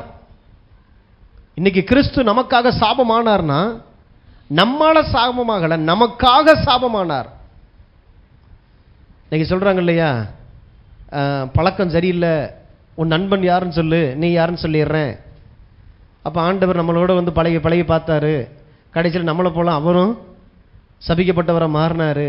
அப்படி இல்லை, பழகுனதுனால வந்த சாபம் இல்லை. நமக்காகன்னா என்ன அர்த்தம்? எனக்கு பதிலாக என் இடத்த எனக்காக நான் சுமக்க வேண்டிய சாபத்தை இயேசு சிலுவையிலே சுமந்து தீர்த்தார். இன்னைக்கு ஆபிரகாமின் ஆசீர்வாதம் கிறிஸ்து இயேசுவின் மூலமாய் நமக்கு வந்திருக்கிறது. ஆபிரகாம் எப்ப ஆசீர்வதிக்கப்பட்டார்? வாசிங்க, ஆதியாகமம் 12:2. நான் உன்னை பெரிய ஜாதியாக்கி உன்னை ஆசீர்வதித்து உன் பெயரை பெருமைப்படுத்துவேன், நீ ஆசீர்வாதமாய் இருப்பாய். இந்த ஆசீர்வாதம் கிறிஸ்து இயேசுவின் மூலமாய் நமக்கு வந்திருக்குது. ஆசீர்வாதம் அப்படின்னா ஆவிக்குரிய ஆசீர்வாதம், ஆத்தும பொருளாதார காரியங்கள் எல்லாமே சேர்ந்து தான் ஆசீர்வாதம். நாம இப்ப பார்த்துட்டு இருக்க பொருளாதார ஆசீர்வாதம். ஒரு ஆபிரகாம், ஒரு தேவனுடைய மனுஷன், தேவனால் உடன்படிக்கை ஏற்படுத்தப்பட்ட ஒரு பிள்ளை எப்படி ஆசீர்வதிக்கப்பட்டார்? 13வது அதிகாரம் 2வது வசனம். ஆபிரகாம் மிருக ஜீவன்களும் வெள்ளியும் பொன்னுமான ஆஸ்திகளை உடைய சீமானாய் இருந்தான். இதுதாங்க ஆபிரகாமின் ஆசீர்வாதம்னா. இந்த ஆசீர்வாதம் கிறிஸ்து இயேசுவின் மூலமாய் நமக்கு இன்னைக்கு வரும்படியாக மரத்திலே தூக்கப்பட்ட அந்த சாபத்திலிருந்து இன்னைக்கு தேவன் நம்மளை விடுதலை ஆக்கிற. எது சாபம்? இதெல்லாம் இல்லாம இருக்கிறது சாபம். அப்ப தரித்திரம் ஒரு சாபம். நம்புங்க, தரித்திரம் பெரிய ஆவிக்குரிய நிலை இல்லை, உச்சமான ஒரு நிலை இல்லை. நம்ம சொல்லும் போது நிறைய, அவர் சாகும்போது அவர் பெட்டிக்குள்ள ஒரே ஒரு ட்ரெஸ் வச்சுட்டு செத்தாரு கேட்கறதுக்கு நல்லா இருக்கலாம், தாழ்மையிலே இருந்து செத்துருக்கிறார் கடவுளுக்காக. அது இல்ல, தரித்திரம் ஒரு சாபம். ஆதியாகமம் 3ஆம் அதிகாரம். இவ்வளவும் வேதம் நமக்கு சொன்னாலும் நான் இன்னும் தரித்திரத்தை பெரிய ஆவிக்குரிய உன்னதமான நிலை நினைச்சிட்டு இருந்தா அதுதான் நம்ம வாழ்க்கையா மாறும். மனிதன் நல்ல நிலையில உருவாக்கப்பட்டான், ஆனா அவனுக்குள்ளாக பாவம் உள்ள வந்த உடனே சாபம் ஆட்டோமேட்டிக்கா வந்தது. இந்த பாவம் மெயினா கை வச்சது தேவனுடைய உறவு, அதெல்லாம் ஆவிக்குரிய காரியம், அதெல்லாம் வேற. பண விஷயத்துல இவன் கையின் பிரயாசத்துல வந்து பாவம் சாபத்தை கொண்டு வந்ததுனால கை வச்சுச்சு. சொல்றாரு 3:18, அது உனக்கு முள்ளும் குறுக்கு முளைப்பிக்கும் வெளியின் பயிர் வகைகளை புசிப்பாய். முள்ளும் குறுக்கும் எந்த அளவுக்கு ஆயிடுச்சு? நீ ரொம்ப உழைப்பு வந்து இன்பத்திற்காக ஆண்டவர் வச்சாரு. மனிதன் பாவம் செய்யாம இருக்கும் போதே உழைப்புலாம் வந்துருச்சு, வேலையெல்லாம் வந்துருச்சு. வேலையை இன்பமா போய் செய்யணுமா? ஆனா இப்படி இன்பமா போய் வேலை செய்யறதுக்காக விவசாயம் பண்றவங்க கொண்டு போய் நிலத்துல விதைய விதைச்சா கொஞ்சம் பலன், நீட்டா பாத்தீங்கன்னா அறுவடை தானா வந்துகிட்டு இருந்தது. ஆனா இன்னைக்கு என்ன ஆயிடுச்சுன்னா, அந்த விதை வளர்ந்து அறுவடை ஆகிறதுக்கு முன்னால பல பாடுகள் பட வேண்டியதா இருக்கு. ஏன்னா களையும் முள்ளும் பாத்தீங்கன்னா முளைச்சுக்கிட்டே இருக்குது. அப்ப ராத்திரி பகல கணவன் மனைவி அந்த விவசாய நிலத்திலேயே கிடந்து அந்த அந்த பயிரை காப்பாற்றி கொண்டு வர்றதுக்குள்ள அவ்வளவு பிரயாசப்பட வேண்டியிருக்கு. வேர்வை, அது வரைக்கும் வேர்வைனா என்னன்னு தெரியாத மனுஷன் ரொம்ப பிரயாசப்படுறதுனால வெளிப்பட ஆரம்பிச்சிச்சு. இல்ல சாபத்தினுடைய அடையாளம். முள்ளும் குறுக்கும் உனக்கு முளைப்பிக்கும். அதாவது இது வந்து கடவுள் சொன்னதுனால நடக்கல, மனிதன் எடுத்த அந்த தீர்மானம். தெய்வத்தை கனப்படுத்த தெரியல. இந்த மரத்தின் கனியை புசிக்காதே, எல்லாத்தையும் எடுத்துக்க, அந்த ஒன்றை மட்டும் விட்டுருன்னாரு. இன்னைக்கும் சொல்றாரு, எல்லாத்தையும் வச்சுக்க, அந்த ஒன்றை மட்டும் விட்டுரு, தசமம் காணிக்கன்னு சொல்லி என்னை கனப்படுத்தும் பொழுது அப்பொழுது உன் களஞ்சிகள் பூரணமாய் நிரம்பும். லேவியராமத்தில் போட்டிருக்கு, புதிய அறுவடை வருது, அதனால பழையதை நீக்கி போடு. என்னாச்சு? போன வருஷத்துக்கு உண்டான வருமானமே இன்னும் செலவழிச்சு தீரல, அதுக்குள்ள புதிய வருமானம் வந்துருச்சு. போன மாசத்துல இருந்த அந்த வருமானமே இன்னும் நம்ம வீட்டில் மிச்சம் எடுக்குது. அப்ப சொல்றாரு, புதியதை வைக்கும்படி பழையதை நீக்கி போடு, அந்த தானியங்களை நீக்கி போட்டுட்டு அந்த களஞ்சியத்தில் புதிய தானியத்தை வை. இதுதான் தேவனுடைய ஆசீர்வாதம். இந்த நிலைக்கு ஒவ்வொரு குடும்பமும் வரணும் பண விஷயத்துல. அப்ப சாபம் ஒரு மனிதனுக்குள்ளாக வருமானால் ஆளு எவ்வளவு நல்லவரா இருக்கலாம், யோக்கியரா இருக்கலாம், புண்ணியம் செஞ்சுட்டு இருக்கலாம், ரொம்ப ரொம்ப நல்ல மனுஷனா இருக்கலாம். ஆனா தாயின் வயிற்றில் பிறக்கிற அத்தனை பிள்ளைகளும் இந்த சாபத்திற்கு சொந்தக்காரர்களாக தான் பிறக்கிறாங்க. அவர் சாமியாரா இருக்கலாம், சித்தரா இருக்கலாம், முனிவரா இருக்கலாம், ஊழியக்காரராக கூட இருக்கலாம். ஆனா என்னைக்கு இயேசுவுக்குள்ளாக அவர் பிறக்கிறாரோ அதுக்கு பேர் தான் மறுபிறப்பு. அந்த மறுபடி பிறந்தவனுக்குள்ளாக இந்த ஆதியாகமம் இந்த 3ஆம் அதிகாரத்தில் இருக்கிறதெல்லாம் வேலை செய்யாது. அப்ப தரித்திரம் ஒரு சாபம். விதையை கொண்டு போய் நான் விதைச்சிட்டேன், ஆனா அதை அறுவடையா மாத்துறதுக்குள்ள அவ்வளவு நான் பிரயாசப்படுறேன், நெத்தி வேர்வை ரத்தமாவே சிந்திருது. அதனால தான் இன்னைக்கு சிலர்லாம் வீட்டை கட்டி வச்சுட்டு சொல்றாங்கல்ல, வேர்வை சிந்தி இந்த வீட்டை கட்டலப்பா, ரத்தத்தை சிந்தி கட்டி இருக்கிறேன். என்ன அர்த்தம்? அவ்வளவு கஷ்டப்பட்டு இருக்கிறார். அந்த கஷ்டத்துல தான் அந்த பிள்ளை இப்ப வாழப்போகுது. இல்லப்பா, அப்பா கிருபையில கட்டி இருக்கிறேன், கடவுளுடைய ஆசீர்வாதத்தில் கட்டியிருக்கிறேன், நீயும் உன் பிள்ளைகளும் சந்தோஷமா ஆண்டு அனுபவி. அப்படி சொல்லிட்டு தான் கண்ண மூடணும். அனுபவிக்கலாம் நினைக்கிறியோ? அனுபவிச்சலாம் நினைக்கிறியோ? கடவுள் நல்லவர், அதனால நம்ம வேற. அப்ப தரித்திரம் இந்த உலகத்துக்குள்ள அவ்வளவு பெரிய ஒரு பிரச்சனையை கொண்டு வருது. நீங்க ஒரு காரியம் செய்யும் போது ஏன் இதுக்கு இவ்வளவு தேவ பலன் தேவைப்படுது? பண விஷயத்துல ஐஸ்வர்யத்தை சம்பாதிப்பதற்கான பலனை நான் உனக்கு தருகிறேன்னா ஏன் இந்த பலன் தேவைப்பட்டது? நீங்க ஒண்ணு செஞ்சுக்கிட்டு இருக்கும் போது அதை அழிக்கக்கூடிய வல்லமை இந்த உலகத்துல கட்டவிழ்க்கப்பட்ட நிலையில இருக்குது. சோ இப்படி இருக்கக்கூடிய அந்த நிலையில தேவன் சொல்லுகிறார், அது உன்னை இழுக்குது, நஷ்டங்களையும் எல்லா விதமான குறைச்சலையும் தாழ்ச்சியும் உண்டு பண்ணுகிற அந்த உலகத்திற்குள்ளாக அதை ஜெயிக்கக்கூடிய ஒரு பலன், அந்த ஆற்றலை நான் உனக்கு தர்றேன். நான் தர்றதுனால ஐஸ்வர்யத்தை நீ சம்பாதிப்பாய். அதைத்தான் சொல்றார், உன் கர்த்தராகிய தேவனை நினைப்பாயாக, அவரே ஐஸ்வர்யத்தை சம்பாதிப்பதற்கான பலனை தருகிறார். அடுத்து சொல்லும் போது சொல்றாரு, என் கையின் பலனும் என் சாமர்த்தியம் இதை சம்பாதித்தது என்று சொல்லாத. ஏன்னா நீ அப்படி செஞ்சு பார்த்திருப்பேன்னு உனக்கு தெரிஞ்சிருக்கும் இந்த உலகத்தில் இருக்கிற தரித்திரம் எவ்வளவு கொடூரமானது. தரித்திரங்கிறது காசு இல்லாம இருக்கிறது இல்ல, நிறைய காசு வச்சிருக்கிறவங்கள்ட்ட இருக்கும். புரியுதுங்களா? ஒரு விடுதலை இருக்காது. ஏன்னா அளவு பார்த்துக்கிட்டே இருப்பாங்க, ஐயோ குறையுதே, ஐயோ குறைஞ்சிடக்கூடாது, குறைஞ்சிடக்கூடாது. எவ்வளவு பெரிய தரித்திரம் இருந்துச்சுன்னா அந்த எண்ணம் இருந்துச்சுன்னா அப்படி இருக்கும் தெரியுமா? ஆனா தேவனுடைய பிள்ளைங்க அப்படி இல்லை. எவ்வளவு தேவனுடைய ராஜ்யத்திற்காக கொடுக்க கொடுக்க கொடுக்க தேவனுடைய கிருபை என் வாழ்க்கையில பெருகி அதை பெருக பண்ணுகிற கிருபையாவே இருக்குது பாருங்க. விசுவாசிங்க. நீங்க சொல்றது இல்லை, நான் படிக்கலைங்க அதனால எனக்கு சரியான வேலை இல்லை, வேலை இல்லாதனால எனக்கு சரியா சம்பளம் இல்லை, அப்ப மாத்திரம் நான் சரியா படிச்சிருந்தேன்னா சூப்பரா இருப்பேன். இது வேற, இது வேற ஒரு கணக்கு. ராஜ்யத்தினுடைய ஐஸ்வர்யன்றது வேற. இங்க நீங்க மறுபடி பிறந்திருக்கிறீங்க. இங்க இயேசு மீது வைக்கக்கூடிய விசுவாசம், அவரை கனப்படுத்துகிறது யாரு? ஆபேலும் காயினும். கர்த்தரை கனப்படுத்துறதுல தேவன் எதுல பிரியமா இருக்கிறார்? உங்க அமௌண்ட் இல்ல, அளவு இல்ல, இருதயத்துல அதை செலுத்தும் போது உங்களுடைய இருதயம் எப்படிப்பட்டதா இருக்குது? கர்த்தரை கனம் பண்ணணும். அப்ப ஆவிக்குரிய காரியத்துல ஆதாம் பாதிக்கப்பட்டு போனார். சாகவே சாவாய், கடவுளோடு கூட உறவு இல்லை, தெய்வத்தை எங்கே தேடினாலும் இவனால கண்டுபிடிக்கப்பட முடியாது. ஆனா உள்ளம் அப்படி தெய்வத்தோடு கூட ஐக்கியப்படும்படி உண்டாக்கப்பட்ட ஒரு இருதயம். ஆனா அந்த இருதயம் தேடுது, மனுஷனால கண்டுபிடிக்கல. ஒரு கட்டத்துக்கு மேல சோர்ந்து போயிட்டு எதையோ ஒன்று இவனே இவனுக்கான காரியத்தை உருவாக்கிட்டு இதுதான் தெய்வம்ட்டான். இவனை மாயையாவே திருப்தி ஆகிக்கிறான். ஆனா அந்த தெய்வம் நடத்த தெரியாது, பேச தெரியாது. இந்த மனிதனுடைய வேதனை வழிகளுக்கு சொல்யூஷன் இருக்காதீங்க, பதில் இல்லை. ஆவிக்குரிய மரணம் வந்தது, பொருளாதாரத்தில் கையை வச்சுச்சு, டெத்தி வேர்வை இடத்துல சிந்தும். சந்தோஷமா இருக்க வேண்டிய நாட்கள், இன்பமா இருந்த இந்த வேலை இன்னைக்கு கடினமாய் மாறிடுச்சு, சாபமா மாறிடுச்சு. என்னதான் கஷ்டப்பட்டாலும் என்னங்க வீட்டில் முச்சம் இல்லைங்க, புலம்புற மாதிரி ஆயிடுச்சு. அப்ப தரித்திரம் நிறைந்திருக்கிற இந்த உலகத்துல ஆசீர்வாதத்தை சுதந்திரிக்கிற பலனை, ஐஸ்வர்யத்தை சம்பாதிக்கிற பலனை கர்த்தர் எனக்கு தருகிறார். எல்லாரும் சொல்லுவோம், தரித்திரம் நிறைந்திருக்கிற இந்த உலகத்திலே ஐஸ்வர்யத்தை சம்பாதிப்பதற்கான பலனை கர்த்தர் எனக்கு தந்து இருக்கிறார். இயேசுவோடு கூட அவர் பண்ணின உடன்படிக்கை என்னிலே உறுதிப்படுத்தப்படுகிறது. இதுவரைக்கும் நீங்க பார்த்த பார்வை இனி பார்க்க போற பார்வை வேற. ஏன் எனக்கு இவ்வளவு குறைச்சல்? ஏன் எனக்கு தாழ்ச்சி? நானும் தேவனுடைய ரத்தத்துக்கு பிறந்திருக்கிறேன், நானும் தேவனுடைய பிள்ளையாத்தானே இருக்கிறேன். ஆனா இதுல ஏன் இவ்வளவு ஏற்றத்தாழ்வு? விசுவாசிக்க.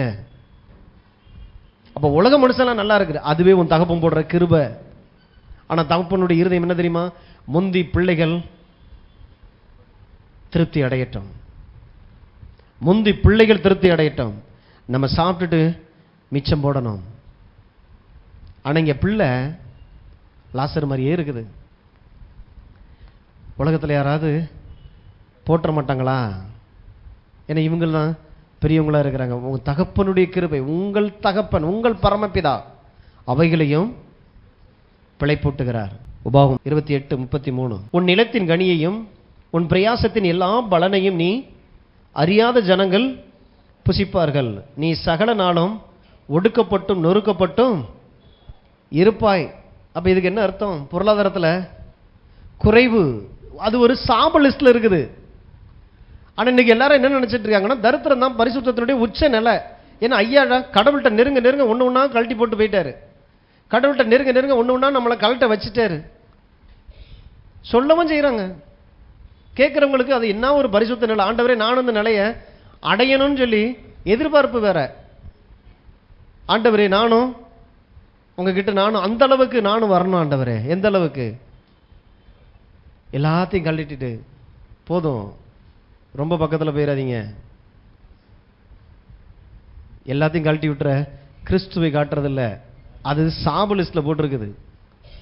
கிறிஸ்து ஆசீர்வதிக்கப்பட்ட தெய்வன், அவர் நம்மளை ஆசீர்வதிக்கிறவராக இருக்கிறார். அவர் சொல்றாரு, உன் நிலத்தின் கனியையும் உன் பிரயாசத்தின் எல்லா பலனையும் நீ அறியாத ஜனங்கள் புசிப்பார்கள்.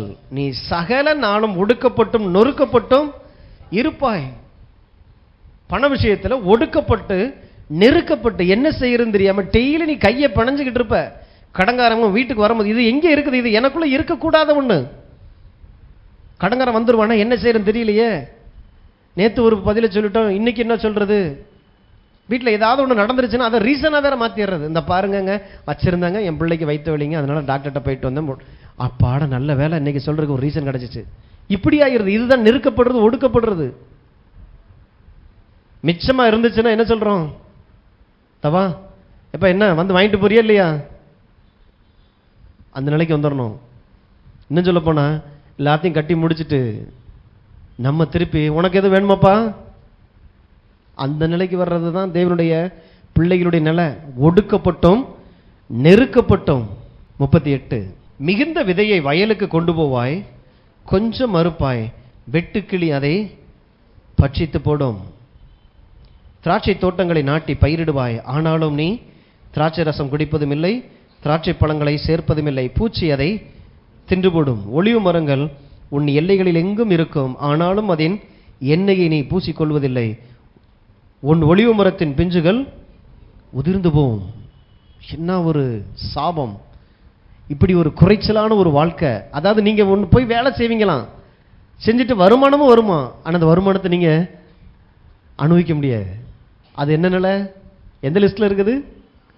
சாபம். உன் தேவனாகிய கர்த்தரை கனம் பண்ண மறந்ததனுடைய சாபத்தினுடைய லிஸ்ட்ல இப்பொழுது சொல்லப்படும் சாபங்கள் எல்லாம் வந்து பலிக்கின்ற லிஸ்ட்ல வர்றது.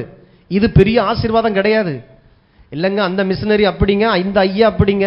நாங்க மிஷினரின்னு சொல்லல, ஐயாவையும் சொல்லல. உங்களை உண்டாக்கின தகப்பனுடைய இருதயம் இங்கே காட்டப்படுது. குறைச்சல் பொருளாதார நிலையில நீங்கள் வறுமையில இருக்கிறது தெய்வத்துக்கு சித்தமே இல்லாத ஒரு வாழ்க்கை. நினைச்சு நினைச்சு நினைச்சு கடன்லையே நொந்து வியாதி பிடிச்சு போய் சாகிறது தேவனுடைய சித்தமே அல்ல. அப்ப தேவ சித்தம் இல்லாத என் வீட்டில் இருக்கக்கூடாது. இதுக்கு எதிர்த்து நில்லுங்கன்றாரு. இந்த சாபத்தை தான் இயேசு சிலுவையில் சுமந்தார். அதைத்தான் சொல்ல வர்றோம். நிறைய விதைச்சு கொஞ்சம் அறுக்கிறது எவ்வளவு பெரிய சாபம். இப்ப சொல்லுங்க, தரித்திரம் சாபமா ஆசீர்வாதமா? என்னாச்சு? தரித்திரம் ஒரு சாபம். நாம் ஆசீர்வதிக்கப்பட்டவர்களுக்கு தரித்திரத்துக்கு சம்பந்தம் இல்லை. முதல்ல அந்த ஏரியாவில் விடுதலை ஆயிருங்க. எங்கேயாவது ஓரஞ்சாரத்தில் அந்த தாழ்மை ஏழ்மை அதுதான் பரிசுத்தன்றதெல்லாம் இயேசுவோட ரத்தத்தினாலையும் வார்த்தையினாலையும் கழுவிடணும். முதல்ல இங்கிருந்து சுத்திகரிக்கப்படணும். உங்க வீடு குறைச்சலாக இருக்க கூடாது. அப்ப தரித்திரம் அப்படிங்கிறதுக்கு விளக்கம் கொடுக்குறாங்க சில டிக்ஷனரியில.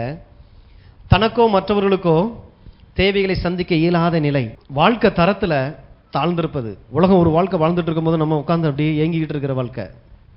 வாழ்க்கை தரத்துல தாழ்ந்திருக்கிறதுக்கு பேரு தரித்திரம். உற்பத்தி திறன் குறைவாக இருப்பது. ஒரு காரியத்தை செய்யறதுக்கு எனக்கு செய்ய முடியாம இருக்கிற அந்த தடைன்னு சொல்றோம்ல, படிச்சிருப்போம், எல்லாமே தெரியும், ஆனா எல்லாரும் போல நம்மளால ஸ்மார்ட்டா இருக்க தெரியாது. சில விஷயங்கள் எனக்கு பணம் சம்பாதிக்கவே தெரியலங்க, பணத்தை பாதுகாக்கவே தெரியலன்றாங்கல்ல. உற்பத்தி திறன் குறைவாக இருப்பதும் தரித்திரம். பெரிய பணக்கார வீட்டில் கூட இருக்கலாம் பிள்ளையா, ஆனா பிள்ளைக்கு ஒரு காரியத்தை செய்ய தெரியலனாக்கா அந்த வீட்டுக்குள்ள தரித்திரம் இருக்குது. இதை வச்சு தான் தரித்திரமா ஆசீர்வாதமான்றதை பார்க்கணும். அவங்களுக்கு என்னங்க 7 தலைமுறைக்கு உட்காந்து சாப்பிட்ற அளவுக்கு இருக்குது, தரித்திரமும் இருக்குது, காசு இல்லாமல் இருக்கிறது இல்லை. இது எல்லாமே இல்லாமல் இருக்கும். ஒரு காரியத்தை செஞ்சு அதில் வருமானம் ஈட்டக்கூடிய அளவுக்கு கனி கொடுக்கக்கூடிய ஒரு வாழ்க்கை, உற்பத்தி திறனே இருக்காது. இந்த சாபத்தை தான் இயேசு சிலுவையிலே சுமந்தார். எங்கே சுமந்தார்? யோவான் 19:2. போர் சேவகர் முள்ளுகளினால் ஒரு முடியை பின்னி அவர் சிரசின் மேல் வைத்து சிவப்பான ஒரு அங்கியை அவருக்கு உடுத்தினார்கள். முள்முடியை தலையில வைத்து உள்ள வச்சு அடிச்சு இறக்குனாங்களாம். முள்ளு என்ன, எதற்கு அடையாளம்? முள்ளு கடவுள் சிருஷ்டிக்கல, முள்ளு மனிதனுடைய பாவம் சிருஷ்டித்தனுடைய சாபம். முள்ளும் குறுக்கும் உனக்கு முளைப்பிக்கும். இதை இயேசு எங்கே சுமந்தார்? சிலுவையில் அவர் அறையிறக்க முன்னால இயேசுனுடைய சிரசில தலையில வச்சு அழுத்துறாங்க, வச்சு அடிச்சாங்க. அதனுடைய காரணம் என்ன? எதுக்கு அதெல்லாம் செய்ய சம்மதிச்சார்? மனிதனை இதுவரைக்கும் பண விஷயத்தில் பொருளாதாரத்தில் பிடித்திருந்த எல்லா சாபத்தினுடைய காரியத்திலிருந்து விடுதலை ஆக்கணும். அந்த சாபத்தை நான் எடுத்துக்கொள்ளுகிறேன். அதனாலதான் நமக்காக சாபமானார். அப்ப ஆண்டவரே, இனி நான் சாபத்தில் இருக்க வேண்டிய அவசியம் இல்லையா? இருக்க ஒரு நிமிஷம் கூட சிந்திக்கக்கூடிய அளவுக்கு கூட ஆண்டவர் நமக்கு அதுக்கு இடம் தரல. சாபத்திலிருந்து நாம் முற்றிலும் விடுதலை ஆக்கப்பட்டு இருக்கிறோம். என் சாபம் இந்த இயேசுவின் மீது. எந்த தெய்வத்தை நான் ஆண்டவராக வச்சிருக்கிறேனோ அந்த ஆண்டவர் அதை சுமந்து தீர்த்திருக்கிறார், முற்றிலும் தீர்த்திருக்கிறார். கொஞ்சம் கூட நமக்காக விட்டு வைக்கல. சிலுவை சுமக்கிறேன்னு சொல்லிட்டு இன்னமும் நான் பாவத்தை சுமக்க வேண்டிய அவசியம் இல்லை.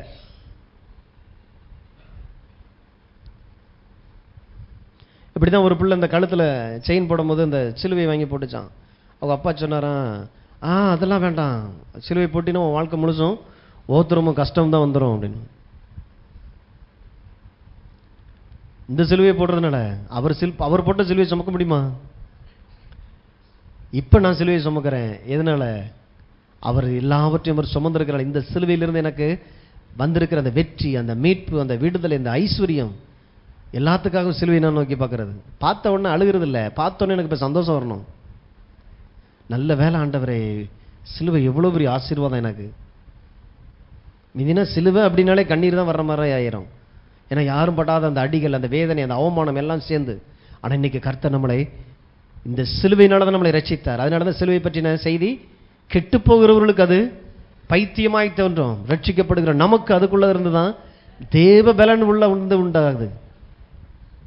அப்ப இயேசு சிலுவையிலே சாபத்திற்கு அடையாளமான அந்த முட்கிரீடத்தை சுமந்தார். இதைத்தான் பவுல் சொல்றாரு 2 கொரிந்தியர் 8:9. நம்முடைய கர்த்தராகிய இயேசு கிறிஸ்துவின் கிருபையை அறிந்திருக்கிறீர்களே. இப்ப சொல்ல போற காரியம் கடவுளுடைய கிருபை. கிருபைன்னா அதுக்கு நீங்க எந்த பிரயாசம் படல, உங்களுடைய உழைப்பு அதில் இல்லை, முழுக்க முழுக்க கடவுளுடைய கிருபை. அவர் ஐஸ்வர்யம் உள்ளவராய் இருந்தும் நீங்கள் அவருடைய தரித்திரத்தினாலே ஐஸ்வர்யவான்கள் ஆகும்படிக்கு உங்கள் நிமித்தம் தரித்திரர் ஆனாரே. எங்க? சிலுவையில். அப்ப தரித்திரத்துக்கு தீர்வு என்னது? சிலுவை. எதை ஒன்று வித்து யாருக்கும் கஷ்டப்படுறவனு கொடுக்கறது தீர்வு இல்லை. அதனாலதான் தரித்திரத்தில் இருக்கிறவங்களுக்கு முதல்ல கொண்டு போய் சுவிசேஷத்தை சொல்ல பழகுங்க. எவ்வளவு கொடுத்துட்டு போறீங்க? ஒரு கட்டத்துக்கு மேல ஐயோ வந்துட்டானான்ற மாதிரி நம்மளே பார்க்க ஆரம்பிச்சிருவோம். நம்ம இருதயமே முதல்ல ஆரம்பத்தில் ரொம்ப சந்தோஷமா செஞ்சது, அதுக்கப்புறம் இவனுக்கு இதே வேலையா போச்சுன்ற மாதிரி சலிப்பு தட்டிடும். முதல்ல தரித்திரத்தில் இருக்கிறவங்களுக்கு சுவிசேஷத்தை கொடுத்த பழங்க. ஐயா, நீ இப்படி இருக்க வேண்டிய அவசியம் இல்லை. உன் வாழ்க்கையில் இருக்கிற சாபத்தை இயேசு சிலுவையிலே சுமந்து தீர்த்து இருக்கிறார். இனி நீ சாபத்தில் இருக்க வேண்டிய ஆள் இல்லை, நீ ஆசீர்வதிக்கப்பட்டவன். இந்த இப்போதைக்கு இதை வச்சுக்க அப்படி சொல்லி பாருங்களேன். முதல்லயே பரிசை திறந்து காட்டினதுனால இப்ப நான் சுவிசேஷன்ற பேர்ல போய் உட்காந்தனாக்க ஐயா சொல்றதுலாம் சொல்லி முடிக்கட்டும், எப்ப பாக்கெட்டுக்குள்ள கையை விடுவார்ன்ற மாதிரியே அவன் காத்துக்கிட்டு இருக்கிறான். ஏன்னா ஐயா அப்படியே பழக்கிறாரு. அப்படிதான் ஒரு தம்பி வருது சாட்சி சொன்னார் பாருங்க. ஆரம்ப காலத்தில் ஊழியத்தில் தம்பி ஒருத்தருக்கு உதவி செஞ்சுட்டு இருந்தேன். அப்போ அந்த நாட்களில் போயிட்டு இப்படி வார்த்தையை சொல்லிட்டு ஆசீர்வச்சிட்டு இப்படி வந்துக்கிட்டே இருப்பேன். இப்போ சொல்கிறப்பல அண்ணே நீங்கள் வரும்பொழுது நாங்கள் நினச்சிக்கிறோம் நம்ம இவ்வளோ கஷ்டப்படுறோம், இந்த மனுஷன் செயின் போட்டிருக்காரு, மோதிரம் போட்டிருக்காரு, நமக்கு எதையாவது ஒன்று வச்சுக்கிச்சாது நமக்கு ஏதாவது ஒன்று செய்யலாம். வரும்போதெல்லாம் எதையாவது வசனத்தை மட்டும் சொல்லிட்டு போகிறாருன்னு நீங்கள் போனதுக்கப்புறம் நானும் என் மனைவி இப்படியே பேசிகிட்டு இருப்போம்னே. ஆனால் நல்ல காரியம் ஒன்று பண்ணீங்கண்ணே. நீங்கள் போகும்போதெல்லாம் வசனமாக சொல்லிட்டு போனதுனால அந்த வசனம் எங்களை இப்போ நல்லா வாழ வச்சிருக்குது. நல்ல வேலை நீங்கள் எனக்கு எதையோ ஒன்று கொடுத்து என்னை நீங்கள் காட்டலை. எவ்வளோ பெரிய டே பாவி, என்னை நீ இப்படியாடா நினச்சிட்டு இருந்தேன்ற மாதிரி இப்போ நான் பார்க்குறேன். அதனால தான் நீங்கள் கடவுள் இல்லை. குறைச்சலாக இருக்கிறவர்களுக்கு, தரித்திரத்தில் இருக்கிற நீங்கள் கடவுள் இல்லை. கடவுளை காட்டுங்க. அதுதான் சுவிசேஷம். அதுதான் இந்த உலகத்தில் அவங்களுக்கு நித்திய நிரந்தரமான ஒரு விடுதலையை கொண்டு வரும். இயேசு நல்லவராக இருக்கிறார். அப்ப இயேசு இந்த பூமியில் வாழும்போது செல்வந்தராக இருந்தார். அவர் செல்வந்தராக இருந்தும் 12 அப்போஸ்தலர்கள், அதுக்கப்புறம் பார்த்தீங்கன்னா 70 பேர் வர்றாங்க. ஏறக்குறைய 100 பேருக்கு பார்த்தீங்கன்னா டெய்லி பார்த்தீங்கன்னா உலை வச்சிருக்கிறாங்க. அத்தனை பெரிய குடும்பத்தை நடத்தினவர் எப்படிங்க ஏழையாக இருக்க முடியும்? 5000 பேர் சாப்பிட்டார்கள், புருஷர்கள் மாத்திரம். எப்படி ஏழையாக இருக்க முடியும்? அவர் ஏழ்மையில் இல்லை. சிலுவையில் உங்களுக்காக தரித்திரத்தை சுமந்தார். இன்று நாம் தரித்திரத்தை விடுதலையாகி இருக்கிறோம். நல்ல ஆசையா வாயை திறந்து சொல்ல பழகணும். கர்த்தாவே, என் தரித்திரத்தை சுமந்ததற்காக உமக்கு ஸ்தோத்திரம், என் சாபத்தை சுமந்ததற்காக உமக்கு ஸ்தோத்திரம். ஆபிரகாமின் ஆசீர்வாதம் கிறிஸ்து இயேசுவின் மூலமாய் எனக்கு வந்து இருக்குது. அப்ப கர்த்தர் தரித்திரத்தை தான் விரும்புகிறாரா? இல்லை. வெளிப்படுத்தல் 21 வீட்டில் போய் வாட்சி பாருங்க. தங்க பட்டணம் வேற லெவல்ல இருக்குது. அப்படி ஒரு இடத்துல அவர் இருந்துட்டு அவருடைய நம்பி இருக்கிற பிள்ளைகளாகிய நம்மளை ஒரு குறைச்சலையும் ஒரு தாழ்ச்சியிலையும் வைக்கிறாருன்னா அவரா தெய்வன்? அவரையா நம்ம நல்லவர்னு சொல்லி ஆராதிக்கிறோம்? அவர் சொல்றார், நீ தரித்திரத்தில் இருக்கிறனால உன் தரித்திரத்துக்குள்ள நானே வந்தேன். ஏன்னா நான் தங்க பட்டணத்தில் இருந்தேன், எனக்கு இருக்க கூட பிடிக்கல. ஏன்னா என் இருதயம் ஃபுல்லாக உன் மேலே இருந்தது, உன் மேலே இருந்த அந்த அன்புனாலே இருந்தது. இறங்கி வந்து இதுக்கு ஏதாவது ஒரு விடிவாளம் பண்ணணுமேன்னு சொல்லி இறங்கி வந்து ரத்தத்தை சிந்தி நம்மளுடைய சாபத்தை எல்லாம் சுமந்து தீர்த்ததுனால இன்னைக்கு அவர் நிம்மதியாக போய் உட்கார்ந்துருக்கிறார். ஏன்? என் பிள்ளைகளுக்கு வேண்டிய எல்லாவற்றையும் செய்து முடிச்சுட்டேன். அப்போ இன்னைக்கு என் வீட்டுக்குள்ள எட்டி பார்க்குற தரித்திரம், குறைச்சல், கடன் எல்லாவற்றையும் சிலுவையிலே அவர் முடித்து இருக்கிறார். அங்கிருந்து ஆரம்பிக்கணும். கண்கள் திறக்கப்பட்டவர்களா பார்க்கணும். கர்த்தாவே, இந்த கடன் அடைக்கப்பட்டிருக்கிறதை நான் பார்க்க என் கண்கள் திறக்கப்படுவதாக. அதான் ஜெபமா இருக்கணும். ஆண்டவரே, யாரையாவது அனுப்புங்க, யாரையாவது தர சொல்லுங்க. இந்த நிறைய வச்சிருக்கிறவங்கள பார்த்த மாத்திரத்தில் அப்படியே ஒரு பொறாமையில பொங்கி அதெல்லாம் தேவையில்லை. அவர்களை நடத்தின அதே தேவனைத்தான் நான் ஆராதித்துக் கொண்டிருக்கிறேன்.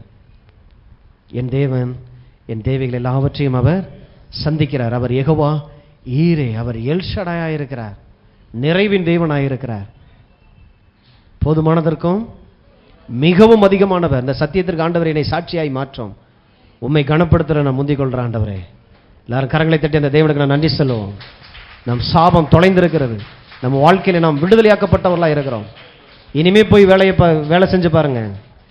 என் கையின் பிரயாசம் எல்லாம் ஏற்கனவே ஆசீர்வதிக்கப்பட்டு இருக்கிறது. குறைச்சல் வராது, நஷ்டம் வரக்கூடாது இயேசுவின் நாமத்தினால. இந்த வெட்டுக்கிளி, இந்த காட்டுப்புழு அதெல்லாம் பட்சிக்கிறதுக்கு இங்கே இடமே இல்லை. நீங்கள் சம்பாதிச்சு வச்சு புறஜாதிகளை வந்து எடுத்துகிட்டு போவான்றதெல்லாம் எவ்வளோ பெரிய சாபம். உன் கையின் பிரயாசத்தை நீ சாப்பிடுவாய். எந்த வட்டிக்காரனும் இல்லை. நீ சாப்பிடுவாய். எந்த வியாதியும் சாப்பிடக்கூடாது. நீ சாப்பிடுவாய். விசுவாசிங்கன்னா கர்த்தர் நல்லவர். அப்போ உங்க சாபம் சிலுவையிலே சுமந்து தீர்க்கப்பட்டாயிற்று. அப்ப எடுத்துட்டு வேற ஒன்றும் உள்ள வச்சிருக்கிறார். என்னத்தை வச்சிருக்கிறார்? ஆபிரகாமின் ஆசீர்வாதம். இப்போ இந்த வாரம் ஃபுல்லா ஆபிரகாமுடைய லைஃபை பிடிச்சி அப்படி வாசிங்க. எந்தெந்த ஏரியாலெல்லாம் அவர் ஆசீர்வதிக்கப்பட்டிருக்கிறார். ஏன்னா இது ஆபிரகாமுக்காக எழுதப்படலை. அந்த உடன்படிக்கை எல்லாவற்றையும் உங்கள்கிட்ட கொண்டு வந்திருக்குது. ஸோ அதுக்காக ஆபிரகாமோடு கூட போய் நட்பு வைங்க. அவர் உங்களுக்கு சொல்லித் தருவார். நான் எப்படிலாம் இருந்தேன், இந்த உடன்படிக்கை எங்கெங்கெல்லாம் கொண்டு வந்துச்சு, பஞ்ச காலத்தில் என்னை எப்படி தூக்குச்சு, எல்லாருக்கும் பஞ்சம் எல்லாத்தையும் இறக்குச்சு, எனக்கு சீமானாக்கிருச்சு, பூமி தாங்கக்கூடாத அளவுக்கு இருந்தது. பைபிளில் போட்டிருக்குன்னா சும்மா விளையாட்டுக்காக போட்டிருக்குது. இன்னைக்கெல்லாம் ஆபிரகாம் இருந்திருந்தாருனாக்க டெய்லி அவர் வீட்டுக்கு ரைடு வரணும். ஏன்னா எது வந்தாலுமே பார்த்தீங்கன்னா கொஞ்சம் கொஞ்சமாக வரல, எப்படி வந்தது எல்லாத்துக்கும் இவர் பில் போட்டு காட்டணும். ஆண்டவரே, அப்படிப்பட்ட ஆபிரகாமா என்னை மாற்றும். நவீன காலத்தினுடைய ஆபிரகாம்கள் நாங்கள் இயேசுவின் நாமத்தினால. இது எது பேராசை இல்லைங்க, கர்த்தருக்காக. தரித்திரம் இருக்கக்கூடாது என் வீட்டுக்குள்ள. என் களஞ்சியங்கள் பூரணமாய் நிரம்பும், இடங்கொள்ளாமல் போகும் மட்டும் நான் உன்னை ஆசீர்வதிப்பேன். ரைடு நடத்த வந்தவங்க பார்த்துட்டு போகணும், உங்கள் தெய்வன் பெரியவர், எல்லாத்துக்கும் கணக்கு கரெக்டாக வச்சிருக்கிறீங்க. ஆனாலும் இவ்வளவு சாத்தியம் வாய்ப்பே இல்லை. இயேசு பெரியவர், எங்களுக்காக ஜெபம் பண்ணுங்க. அதுக்காகவே ரைடு நடத்த வரணும். போகும்போது பார்வன் சொன்னான்ல மோசேட்ட, ஆபிரகாம்கிட்ட சொன்னான்ல, அபிமெலேக்கு சொன்னான்ல, போகும்போது என்னை ஆசீர்வதிச்சுட்டு போகும். பார்வன் சொன்னான் மோசேயின் இடத்துல, போகும்போது என்னைய ஆசீர்வதிச்சுட்டு போகும். ரைடு நடத்த வந்தவங்க போகும்போது கொஞ்சம் எங்களுக்கும் இந்த ஆசீர்வாதம் வரட்டும், எங்களையும் கொஞ்சம் ஆசீர்வதிங்க. ராஜாக்கள் நம்ம இடத்துல ஒதுக்கிற வெளிச்சத்தின் இடத்திற்கு ஓடி வருவார்கள். நாங்கள் இவ்வளவு கடினமாய் கஷ்டப்பட்டு ஏச்சு பிழைச்சு நாங்கள் உன்னை சேர்த்தா, நீங்கள் உட்காந்த இடத்துல இருந்துக்கிட்டே கிருபை கிருபைனே சொல்லி நீங்கள் சம்பாதிச்சிருக்கிறீங்களே, எப்படி? வெளிச்சத்தின் இடத்திற்கு ஓடி வருவார்கள். ஏன்னா இது வேதனை உள்ள ஐஸ்வர்யம் இல்லை, கர்த்தரின் ஆசீர்வாதம் ஐஸ்வர்யத்தை தந்தது, அது வேதனை இல்லாதது. அதுதான் நாம் அனுபவிக்கும்படி கடவுளால் கொடுக்கப்பட்ட காரியமாக இருக்கிறது. நம்ம எல்லாரும் எழுந்து நிற்போம், ஜெயிப்போம். தகப்பனே, நன்றியோடு கூட துதிக்கிறோம். ஆசீர்வதிக்கப்பட்ட ஆண்டவரே, நம்முடைய அன்பின் வார்த்தைகளுக்காக நன்றி செலுத்துகிறோம். கேட்ட வார்த்தையின்படியே ஆண்டவரை உம்மை கனப்படுத்துவது இன்னது என்பதை அறியும்படியாய் பரிசுத்த ஆவியானவர் நீர் எங்களுக்கு கர்த்தாவே விலக்கி காட்டின ஆண்டவருடைய வார்த்தைகளுக்காக நன்றி. ஆண்டவரை, ஏழைகளுக்கு கொடுக்கக்கூடிய ஆண்டவரை காரியத்தை நாங்கள் உமக்கு செய்யவில்லை. வானத்தையும் பூமியும் உண்டாக்கி இருக்கிற தேவனுக்கு எங்கள் விளைச்சலினுடைய முதற் பலனை கொடுத்து ஆண்டவரே உம்மை நாங்கள் கனப்படுத்துகிறோம். அப்பொழுது எங்கள் களஞ்சியங்கள் பூரணமாய் நிரப்பப்படுகிறதே. ஆண்டவரே, ஆலைகளில் திராட்சை ரசம் புரண்டு ஓடுவதாக இயேசுவின் நாமத்தினாலே. ராஜாவே, தரித்திரம் ஆண்டவரே ஒரு பொழுதும் எங்களுக்கு ஆசீர்வாதம் அல்ல என்று சொல்லுகிறோம். ஆண்டவரே, இந்த சாபத்திலிருந்து எங்களை கிறிஸ்து ராஜா மரத்திலே தூக்கப்பட்ட எவனும் சபிக்கப்பட்டவன் என்று இருக்கிறபடி எங்கள் சாபத்தினை சிலுவையிலே சுமந்து தீர்த்து விட்டீரே, அதற்காய் ஸ்தோத்திரம். மீட்கப்பட்டவர்களுக்குரிய ஆண்டவர் ஆசீர்வாதத்தை எங்களை நடத்துகிறீரே, அதற்காய் ஸ்தோத்திர ராஜா. இயேசுவின் நாமத்தில் ஆபிரகாமின் ஆசீர்வாதம் கிறிஸ்து இயேசுவின் மூலமாய் எங்களுக்கு வந்து இருக்கிறதே. அந்த உடன்படிக்கை கிறிஸ்து இயேசுவை விசுவாசிப்பதினாலே எங்களுக்குரியதாய் மாறி இருக்கிறது. ஆபிரகாமுக்கு என்ன செய்யப்பட்டதோ அதே காரியம் இயேசுவின் மூலமாய் அதை பார்க்கலாம் புதிய உடன்படிக்கை மேலானதா இருக்கிறதே ராஜா. இந்த உலகம் உம்மை காணட்டும், ஐஸ்வர்யத்தின் தேவனை காணட்டும். உடைய பிள்ளைகளை அப்படியாய் ஆசீர்வதிக்கிற ராஜா. தரித்திரம் சபிக்கப்பட்டு போவதாக இயேசுவின் நாமத்தினாலே உடைய கல்வாரியின் மூலமாய் வெளிப்பட்ட அந்த தெய்வீக ஆசீர்வாதத்தை ஒவ்வொரு குடும்பத்திலும் ஆண்டவரை கட்டவிழ்த்து விடுகிறேன். கர்த்தர் ஒருவரை ஆண்டவராய் நம்முடைய பிள்ளைகளை நடத்துங்க. பொருளாதார காரியங்களிலே அற்புத அதிசயங்கள் நடப்பதாக, இயேசுவின் நாமத்தினாலே நடப்பதாக. இயேசுவின் நாமத்தினாலே கடன்கள் எல்லாம் கட்டி தீர்க்கப்படக்கூடிய கிருபை உண்டாயிருக்கட்டும். ராஜாவே, உடைய பிள்ளைகள் தலை நிமிர்ந்தவர்களாய் ஆண்டவரே, உடைய பிள்ளைகளை நீர் கர்த்தாவர்கள் வாழ்கிற பகுதிகளே நீர் வளர்த்து ஆண்டவரே உம்முடைய நாமத்தை மகிமைப்படுத்துகிறீர், அதற்காய் நன்றி. ஆசீர்வதிக்கிறேன். பெரிய காரியங்களை செய்யுங்க. துதிகன மகிமை எல்லாவற்றையும் உமக்கே தருகிறோம். இயேசுவின் நாமத்தில் பிதாவே, ஆமென்.